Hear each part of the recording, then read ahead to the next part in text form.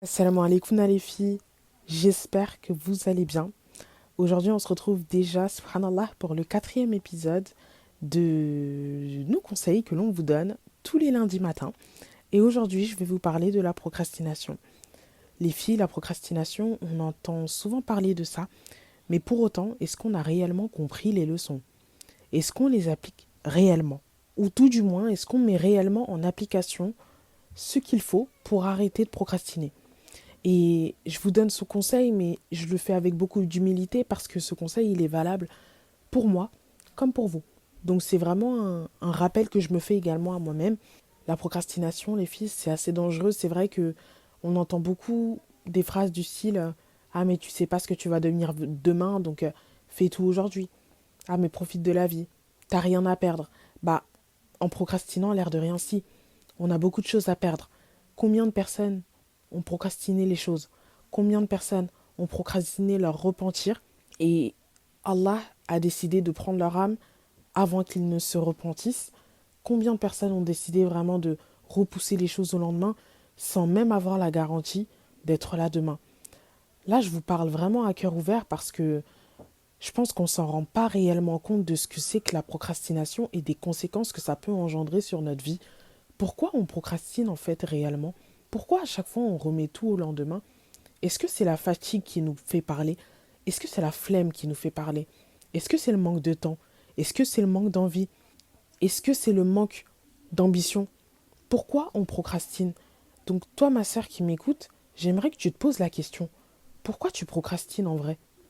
Pose-toi la question de toi à toi et essaye de mettre les choses en œuvre pour pouvoir arrêter cette procrastination, surtout pour les choses qui impactent ta foi et qui impacteront ta foi sur le long terme. Vous savez, il y a parfois des conséquences qui sont irréversibles. Il y a des choix que l'on fait dans la vie de tous les jours qui peuvent avoir des conséquences sur notre vie, mais les conséquences, on les verra peut-être pas maintenant.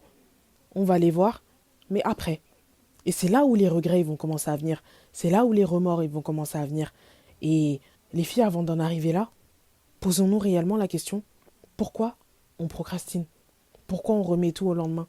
Pourquoi on ne se bat pas pour ce qu'on a réellement envie d'être? Alors moi, ma sœur, le conseil que j'ai à te donner, à mon humble niveau, c'est d'abord, après t'être posé la question, pourquoi tu procrastines?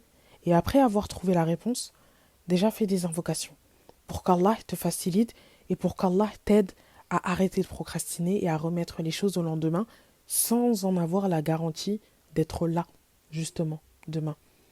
Invoque Allah subhanahu wa ta'ala et il t'aidera, de toute façon. Invoque Allah sincèrement et il te guidera, dans tous les cas. Et une fois qu'Allah te guide, bien sûr, il faut faire les causes.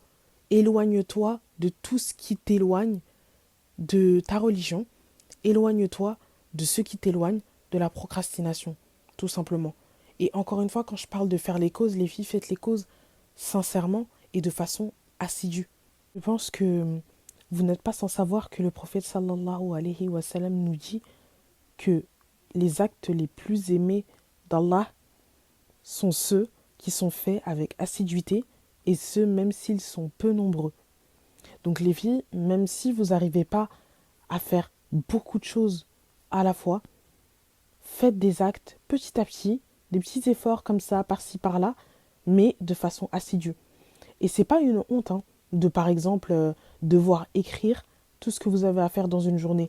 C'est vrai qu'on voit ça beaucoup aussi, des gens qui utilisent leur téléphone pour faire une to-do list par jour. Et ben c'est très pratique. Pourquoi vous commencez pas par là? Et moi, à titre personnel, ça m'a énormément aidé et j'irai même plus loin. Une petite astuce que moi je vous donne, c'est d'organiser votre semaine tout simplement en écrivant les choses que vous avez à faire pendant la semaine. Et avec Obi, on se partage souvent des petites astuces comme ça qui sauvent le quotidien et qui nous aident à nous organiser. Mais sincèrement, l'organisation, c'est la base, c'est la clé. Et ça aide justement à ne pas procrastiner. Pareil, revoyez vos priorités. Triez les priorités, hiérarchisez vos priorités. Ça aussi, c'est la base en fait. Et enfin, n'hésitez pas aussi à demander de l'aide autour de vous. Par exemple, à vos amis. Et quand je parle de amis, les filles, quand je parle d'une amie, c'est d'une vraie amie. De toute façon, je pense que dans votre en votre fort intérieur, vous savez ce que c'est qu'une vraie amie. C'est pas celle qui va vous aider à procrastiner, hein. Je ne parle pas de ça. Là, je parle de celle qui va vous élever, celle qui va vous guider vers un bon chemin, celle qui va vous encourager justement à vous battre chaque jour pour ne pas procrastiner. N'hésitez pas à lui demander de l'aide. Allez lui demander quelles sont ses astuces à elle pour ne pas procrastiner. Encore une fois, ce n'est pas une honte, bien au contraire. Allah subhanahu wa ta'ala lui-même nous dit dans le noble Coran: entraidez-vous dans l'accomplissement des bonnes œuvres et de la piété, et ne vous entraidez pas dans l'accomplissement des péchés et dans la transgression. Tout est là, tout est dit. Donc les filles, n'attendez pas. La procrastination, enlevez-la de votre programme. Enlevez-la de votre conscience.